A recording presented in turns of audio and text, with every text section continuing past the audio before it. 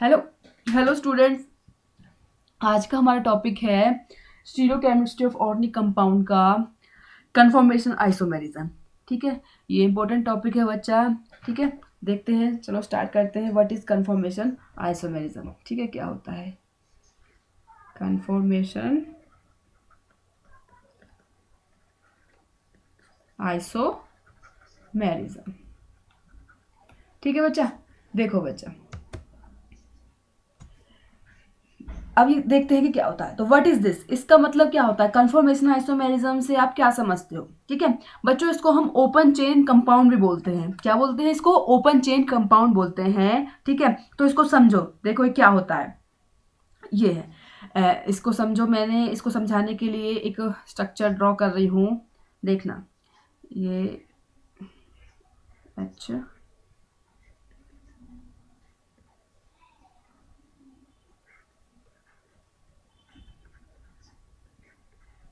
ठीक है बच्चा, ये मैंने ये मैंने कोई मॉलिक्यूल बनाया है। किसका है? ये इथेन बनाया है मैंने। क्या बनाया? आपको इथेन बनाया है मैंने आपका।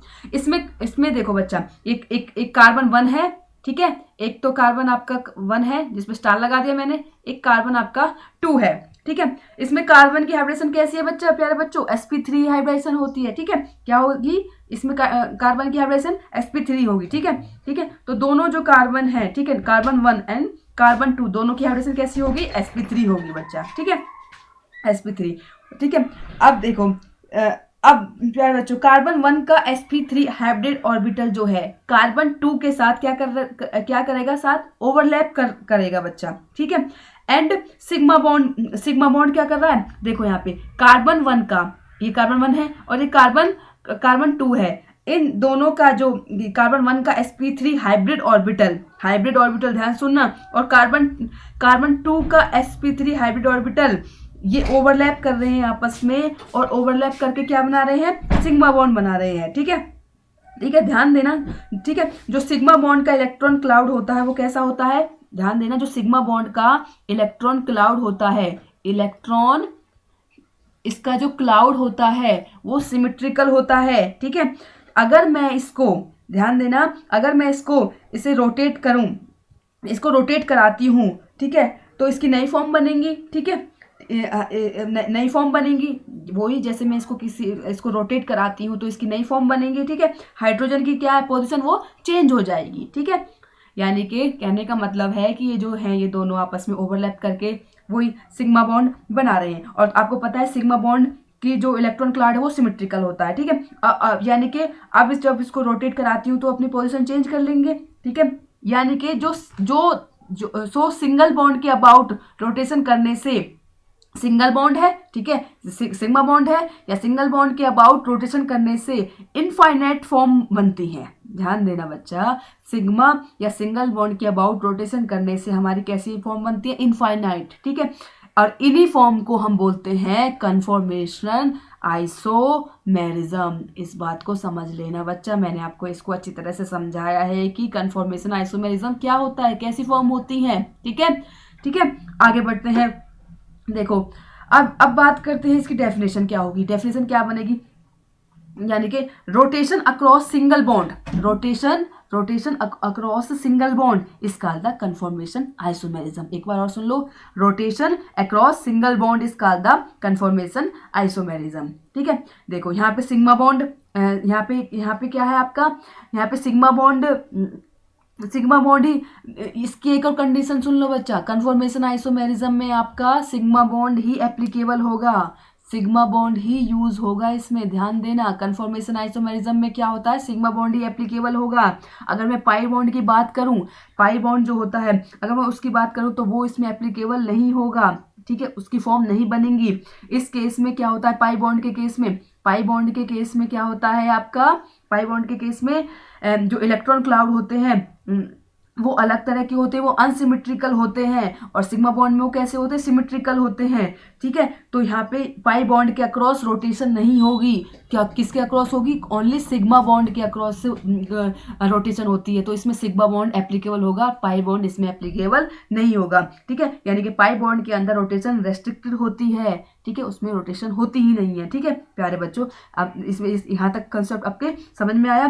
देखो अब देखो सिग्मा बॉन्ड के अंदर क्या होती है, फ्री रोटेशन होती है, लेकिन पाई बॉन्ड के अंदर क्या होती है, रेस्ट्रिक्शन जो होती है वो रोटेशन होती ही नहीं है। ठीक है, तो सिग्मा बॉन्ड के अंदर कैसी भी आपको रोटेशन आपको मिल जाएगी। तो यहाँ पे कौन एप्लीकेबल होगा, आपका सिग्मा बॉन्ड होगा, और उससे आपको नई नई फॉर्म आपको देखने को मिलेंगी। और इन्हीं फॉर्म से आपका जो नई नई फॉर्म बनेंगी, जैसी भी कैसी भी आपको इनफाइनाइट फॉर्म जो भी मिलेंगी आपकी, उन्हीं को बोलते हैं बच्चा आपका कन्फॉर्मेशन आइसोमेरिज्म। ठीक है, उनको बोलते हैं कन्फॉर्मेशन आइसोमेरिज्म।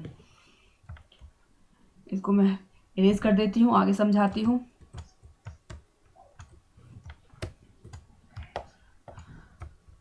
अब देखो आगे, अब देखते हैं जो इसके दो मोस्ट कॉमन फॉर्म है कन्फॉर्मेशन जो आइसोमेरिज्म है उसके जो बहुत ही कॉमन फॉर्म है वो है बच्चा आपका, एक तो होती है आपकी एक्लिप्स, एक कौन सी होती है आपकी, एक होती है आपकी एक्लिप्स, और दूसरी कौन सी होती है बच्चा, प्यारे बच्चों, एक तो होती है आपकी एक्लिप्स फॉर्म, आपने सुना होगा इसका नाम, एक होती है आपकी एक्लिप्स फॉर्म, और दूसरी आपकी होती है स्टैगर फॉर्म, स्टैगर फॉर्म। ठीक है, ये दो फॉर्म होती हैं और ये कॉमन फॉर्म है। ठीक है, तो इनके बारे में ये आपके सिलेबस में है। ठीक है, देखो एक्लिप्स फॉर्म में क्या होता है प्यारे बच्चों, जो शेप लेफ्ट साइड में है वही शेप आपकी क्या हो, राइट साइड में होगी। इसमें क्या होगा कि जो शेप, जो एक्लिप्स फॉर्म की बात करते हैं हम, लेट्स स्टार्ट एक्लिप्स फॉर्म। इसमें ध्यान सुनो एक बात, जो फॉर्म क्या होगी, जो शेप आपकी लेफ्ट साइड में होगी वही शेप आपकी क्या होगी, वही शेप एंड बॉन्ड, उसकी जो शेप एंड बॉन्ड ही वही कैसी होगी आपकी, राइट में होगी। ठीक है, और स्टैगर फॉर्म में क्या होगा, इसमें लेफ्ट में जो शेप होगी, ठीक है, उसके रिवर्स में उसके राइट में होगी, यानी कि अपोजिट होगी। अगर लेफ्ट में कोई शेप है, ठीक है, वो उसके राइट में भी उसकी सेम नहीं होगी, उसके अपोजिट होगी बच्चा। ठीक है, तो ये दोनों इसमें डिफ्रेंशिएट मैंने आपको बताया। ठीक है, अब देखो, सो ये फॉर्म हमको मिलती है, यानी कि जब हम कोई भी रोटेशन करेंगे सिंगल बॉन्ड के अक्रॉस, सिग्मा बॉन्ड के अक्रॉस, तो हमें दो फॉर्म, तो जो कॉमन फॉर्म है वो मिलती है। पहली फॉर्म है बच्चा एक्लिप्स फॉर्म, और दूसरी है हमारी स्टैगर फॉर्म, प्यारे बच्चों। ठीक है, ये देखो आगे। ठीक है, अब देखो आगे, ये एक एक्लिप्स का मैं आपको स्ट्रक्चर दिखा देती हूँ कैसे बनता है। ये मैंने ये देखो,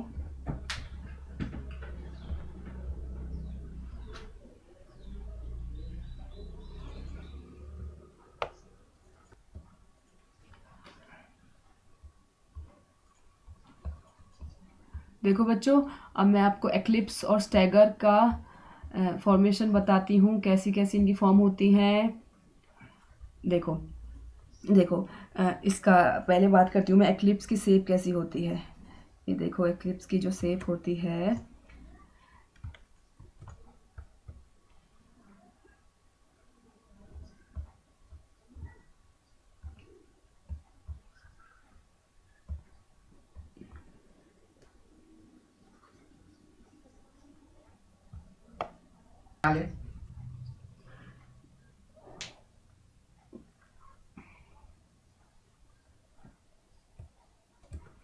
देखो बच्चों, ये मैंने आपकी फॉर्म बनाई है। ठीक है, ये है आपकी, एक तो है आपकी एक्लिप्स की और एक है आपकी स्टैगर की, जो मैंने अभी आपको पहले अभी डेफिनेशन बताई थी, इनको समझाया था कि क्या होता है। अगर एक्लिप्स की मैं बात करूँ तो एक्लिप्स में क्या होता है, जो शेप लेफ्ट में होती है वही शेप आपकी क्या होगी, वही शेप एंड बॉन्ड आपका कैसा होगा, राइट में होगा।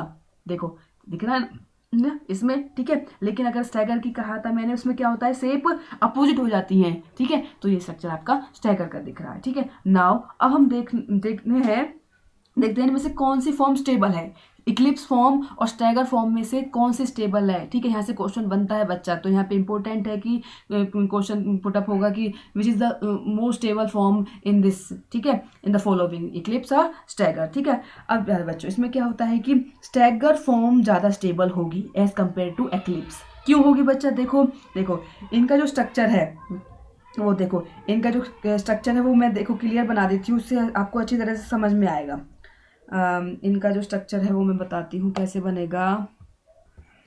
देखो बच्चों, मैंने ये फॉर्म क्लियर बना दी है सो दैट आपको अच्छी तरह से क्लियर हो जाएगी क्या क्या होता है। देखो देखो इसमें क्या होता है प्यारे बच्चों, ये जो यहाँ पे ये बॉन्ड है, ठीक है, यहाँ पे जो ये बॉन्ड है, ये दोनों दोनों एच और एच के बॉन्ड हैं, ठीक है। इन दोनों में एच और एच के जो बॉन्ड बन रहे हैं, इन दोनों में आपस में रिपल्सन हो रहा है, ठीक है। इन दोनों में कैसा होगा, क्या होगा, रिपल्सन होगा।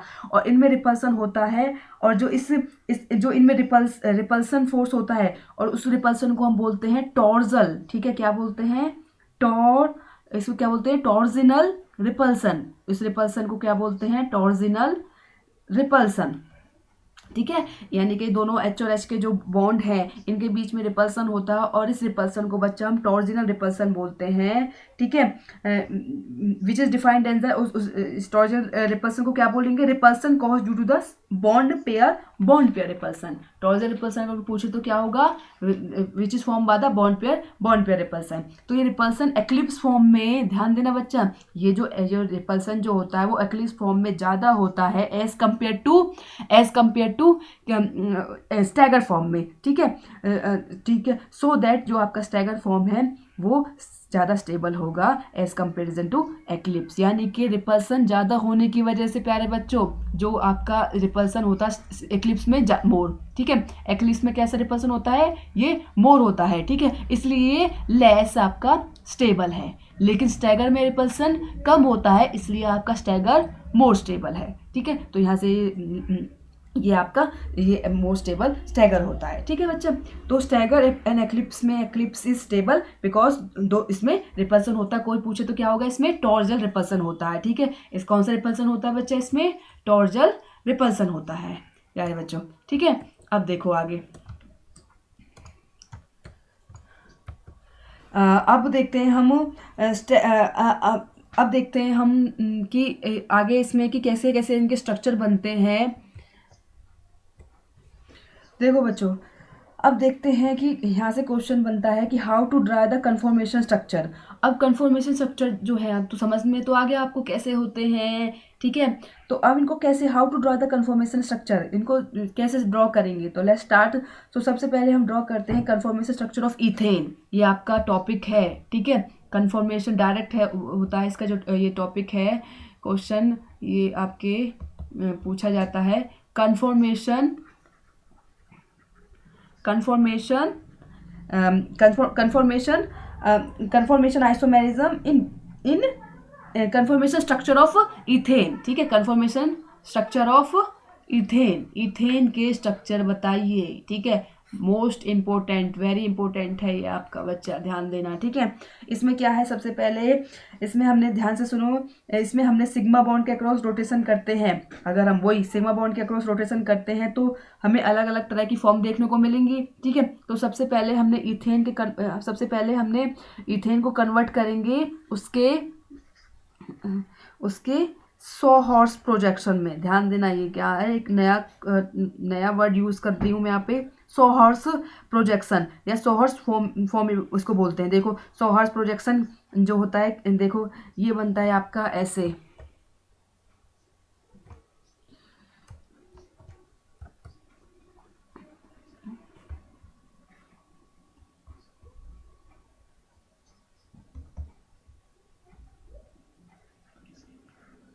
जैसे हमने क्या बनाया था, अभी बनाया था ना एक स्ट्रक्चर, ठीक है, एक्लिप्स का बनाया था ना ये, ठीक है।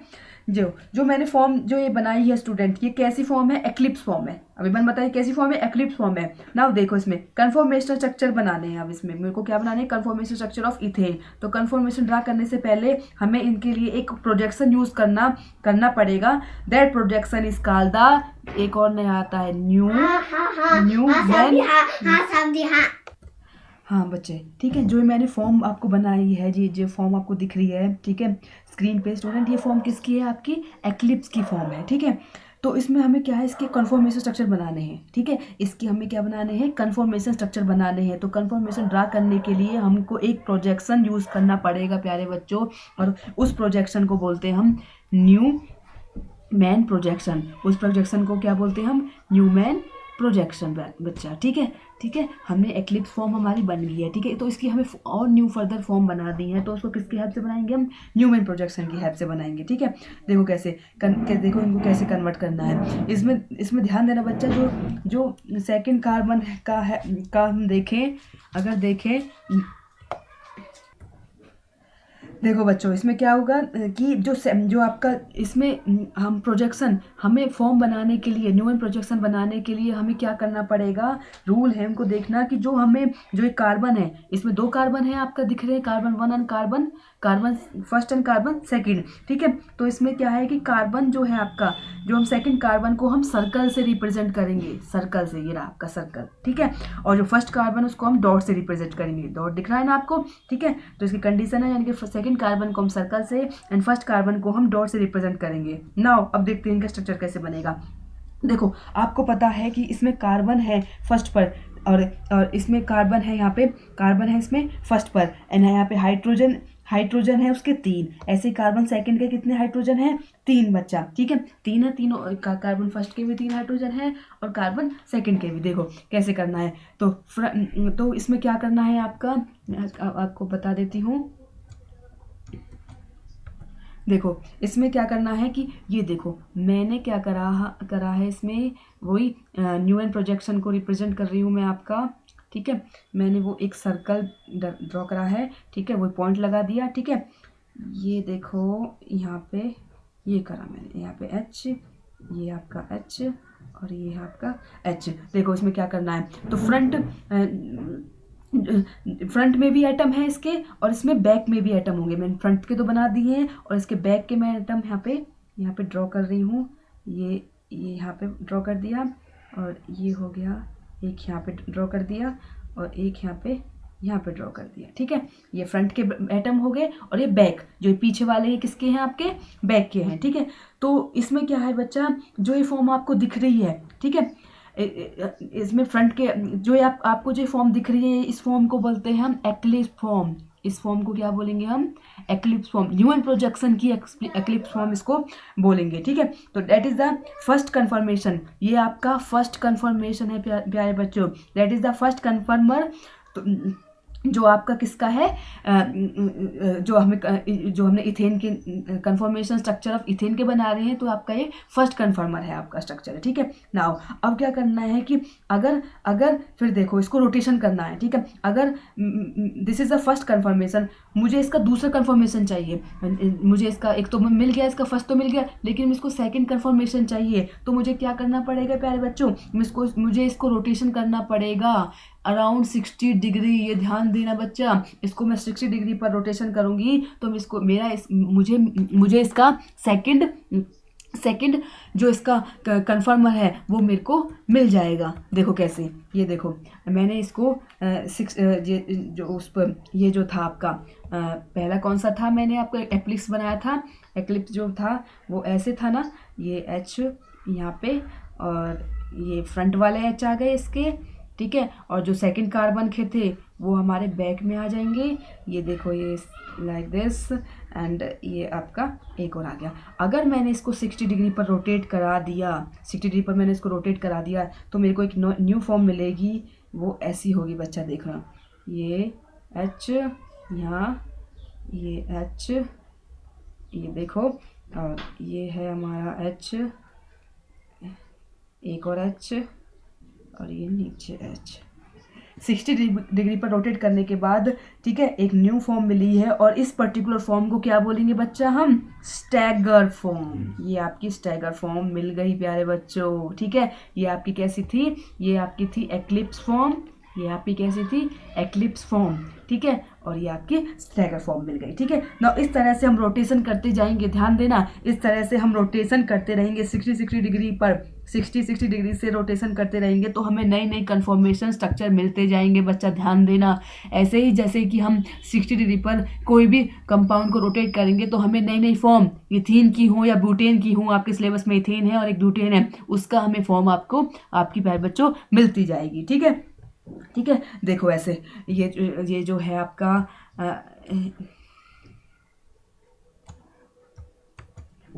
देखो ऐसे, ये जो था सबसे पहले मैंने क्या करा था आपका ये मैंने आपका CH3 क्या लिया था सबसे पहले कंफर्मेशन स्ट्रक्चर हमें किसके बना रहे हैं, कंफर्मेशन स्ट्रक्चर हम किसके बना रहे हैं, CH3 के। ठीक है, तो इसको मैंने रोटेट करा था, रोटेट करा तो मेरे को क्या फॉर्म मिली थी, ये देखो ये इसकी मेरे को सी हॉर्स इसको बोलते हैं हम 100 हॉर्स एक्लिप्स फॉर्म। इसको क्या बोलते हैं हम, 100 हॉर्स एक्लिप्स फॉर्म। इसको जब हम इथेन को हमने रोटेट करा सिंगल बॉन्ड के अक्रॉस तो हमें एक 100 हॉर्स एक्लिप्स फॉर्म मिली। इसको जब हमने इससे हमें इसको रोटेशन करने के बाद हमें इसकी एक्लिप्स फॉर्म मिली। ठीक है, देखो ये है हमारी, ये H है, यहाँ पे H है, ये H है और ये यहाँ H आ गया। ठीक है, H और H। ठीक है, ठीक है, ये हमारी कौन सी बच्चा, एक्लिप्स फॉर्म। ये कौन सी है हमारी, एक्लिप्स फॉर्म। ठीक है, एक्लिप्स फॉर्म। एंड देन हमारी इसको मैंने 60 डिग्री पर और रोटेट करा। ठीक है, इसको 60 डिग्री पर अगेन रोटेट करा तो हमारी मिल जाएगी बच्चों स्टैगर फॉर्म। ये देखो ये है हमारी स्टैगर फॉर्म। ठीक है, ये हमारी कैसी है, स्टैगर फॉर्म। ठीक है, नाउ अगर हम पता चल गया कि इसके हमें न्यू इसके जो फॉर्म है वो कैसे बनाने पड़ेंगे। इनको 60 डिग्री पर हमें रोटेट करना पड़ेगा। पहले आपका इथेन है, उसको रोटेशन करने के बाद हमारी कैसी आएगी, नई फॉर्म आपकी आती जाएंगी। ठीक है, उनको आगे हम डिस्कस करेंगे। ठीक है, ये तो थे कन्फर्मेशन स्ट्रक्चर ऑफ इथेन के प्यारे बच्चों। ठीक है, किसके थे ये, इथेन के। अब देखो अगर हम इसका एनर्जी कर्व बनाते हैं, ध्यान देना, अगर हम एनर्जी कर्व बनाते हैं, मैं इसका एनर्जी कर्व बनाती हूँ, किसका कर्व बनाती हूँ, इथेन का अगर मैं एनर्जी कर्व बनाती हूँ तो देखो ये कैसे बनेगा। ठीक है, ये मैंने इसका एनर्जी कर्व बनाना ड्रॉ करा है। यहाँ पे रोटेशन हो गया। ठीक है, ये है आपका रोटेशन और यहाँ पे इसकी आ गई एनर्जी। ये एनर्जी है बच्चा। ठीक है, ये एनर्जी हो गई। ठीक है, अब देखो इसमें शुरुआत में क्या होगा, एंगल ऑफ रोटेशन 0 होगा। एंगल ऑफ रोटेशन शुरुआत में कैसा होगा बच्चा, 0 होगा। ठीक है, शुरुआत में एंगल ऑफ रोटेशन 0 है तो बच्चों देखो एनर्जी ऑफ एक्लिप्स, अगर एंगल ऑफ रोटेशन 0 है तो एनर्जी ऑफ एक्लिप्स की क्या होगी, मैक्सिमम होगी। तो एनर्जी किसकी, एक्लिप्स की कैसी होगी, मैक्सिमम होगी।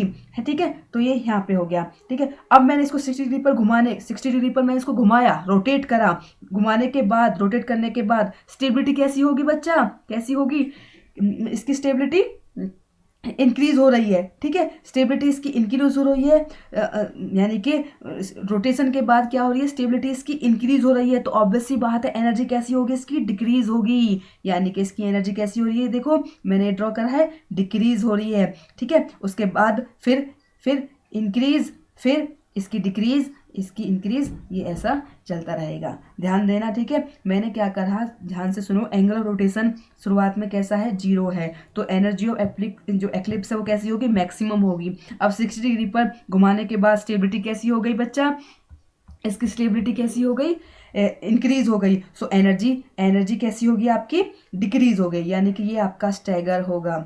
ठीक है, एनर्जी, ठीक है, ये आपका स्टैगर है। ठीक है, फिर कैसी हो गई एनर्जी, फिर कैसी हो गई, इंक्रीज हो गई। ठीक है, ये आपका फिर एक्लिप्स आ गया। ठीक है, और फिर उसके बाद फिर मैंने इसको रोटेट करा, फिर एनर्जी फिर आपकी क्या होगी, वो डिक्रीज हो गई। ठीक है, फिर ऐसे ही डिक्रीज और इंक्रीज का कर्व ये चलता रहेगा। ये आपका एक्लिप्स था और ये आपका फिर स्टैगर आ जाएगा।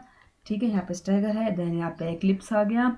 ठीक है, और ये आपका स्टैगर आ गया। ठीक है, एक बार और ध्यान से सुन लो। ठीक है, क्या होता है, एंगल शुरुआत में क्या होगा, जब कोई भी है शुरुआत में इसका एंगल ऑफ रोटेशन 0 है प्यारे बच्चों। ठीक है, मैंने क्या कहा, इसमें एनर्जी ऑफ एक्लिप्स की मैक्सिमम होगी। मैक्सिमम ऊपर हो गया, मैक्सिमम हो गई। 60 डिग्री पर घुमाने के बाद स्टेबिलिटी आपकी इंक्रीज हो रही है। ठीक है, इंक्रीज हो रही है, स्टेबिलिटी इंक्रीज हो रही है, स्टेबिलिटी इंक्रीज हो रही है। लेकिन क्या होगा, इसकी एनर्जी डिक्रीज होगी क्योंकि उसके इन्वर्सली प्रोपोर्शनल होता है। एंड देन फिर एनर्जी इंक्रीज होगी, फिर डिक्रीज होगी, फिर इंक्रीज होगी। तो ऐसे ये कर्व चलता रहेगा। ठीक है आपका।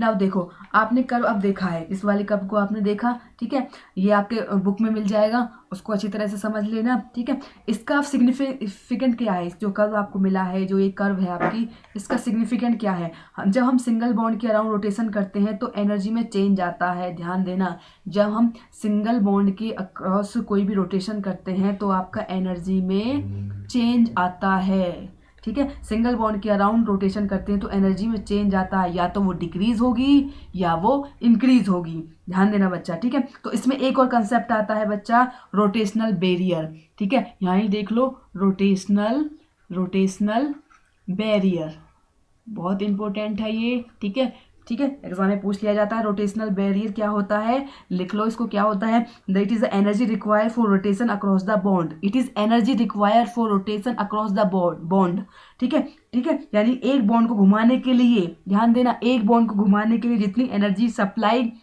करनी पड़ेगी, एक बॉन्ड को घुमाने के लिए जितनी एनर्जी सप्लाई करनी पड़ेगी उसे कहते हैं रोटेशनल बैरियर, ठीक है, उसे क्या बोलते हैं, रोटेशनल बैरियर, ठीक है, ठीक है। ये देखो यहाँ पे ये आएगा आपका, ये एक बॉन्ड को घुमाने के लिए, यानी कि ये आपकी एनर्जी बैरियर का मैंने यहाँ पे साइन करा है, ठीक है। याद देखो, इसमें एक स्टैगर फॉर्म है दूसरी जाने पर, ठीक है, यहाँ पे स्टैगर फॉर्म से एक स्टैगर फॉर्म से दूसरी स्टैगर फॉर्म जाने पर, ठीक है, ये स्टैगर फॉर्म है और ये स्टैगर फॉर्म, यानी कि हमें इतना इतना डिस्टेंस जाना पड़ेगा, ठीक है, डिस्टेंस हमको देखना पड़ेगा, यानी कि एक स्टैगर फॉर्म से दूसरी स्टैगर फॉर्म पर जाने के लिए एनर्जी सप्लाई जितनी होगी, that will be your rotational barrier. Energy barrier को भी बोलते हैं बच्चा, इसको क्या बोलते हैं, इसको, और मैं इसको एनर्जी बैरियर भी लिख लेना, ठीक है, इसको एनर्जी बैरियर बोलते हैं, ठीक है, ठीक है। नाउ ये बैरियर अब आपको इथेन के केस में कितना मिलेगा, ठीक है, यानी कि एक स्टैगर फॉर्म से दूसरे स्टैगर फॉर्म में जाने के लिए हमें कितनी एनर्जी सप्लाई करनी पड़ेगी,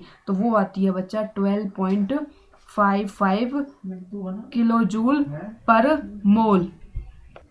ये जो आपकी जो बैरियर कितनी आएगी, एक स्टैगर फॉर्म से दूसरे स्टैगर फॉर्म जाने के लिए हमें कितनी एनर्जी सप्लाई करनी पड़ेगी, 12.55 किलो जूल पर मोल। प्यारे बच्चों लिख लेना, 12.55 किलो जूल पर मोल। तो इतने जूल को आपको रिक्वायर करना पड़ेगा रोटेशन के लिए। रोटेशन करने के लिए कितनी पर जूल एनर्जी देनी पड़ेगी, 12.55 किलो जूल पर मोल। नाउ ये था आपका conformational structure of glucose, sorry conformational structure of ethane, ठीक है। इथेन वेरी इंपॉर्टेंट टॉपिक है बच्चा, डायरेक्ट पूछा जाता है कि explain the structure conformational structure of ethane, और इसका जो एनर्जी लेवल डायग्राम जो मैंने अभी समझाया है, ठीक है, ये भी इंपॉर्टेंट है, इसके बारे में पूछ लेता है, ठीक है, व्हाट इज रोटेशनल बैरियर या एनर्जी बैरियर कितने क्या होता है, कितना अमाउंट में चाहिए, ठीक है। तो ये सब था आपका कन्फॉर्मेशनल स्ट्रक्चर ऑफ इथेन के बारे में, ठीक है। नेक्स्ट टॉपिक मैं आपको नेक्स्ट वीडियो में आपको एक टॉपिक करवाऊंगी, इसी का ही है, कन्फॉर्मेशनल स्ट्रक्चर ऑफ ब्यूटेन, ठीक है। तो इसको पढ़ लो ध्यान से, बुक में पढ़ लो, ठीक है। आई होप आपको समझ में आ गया होगा।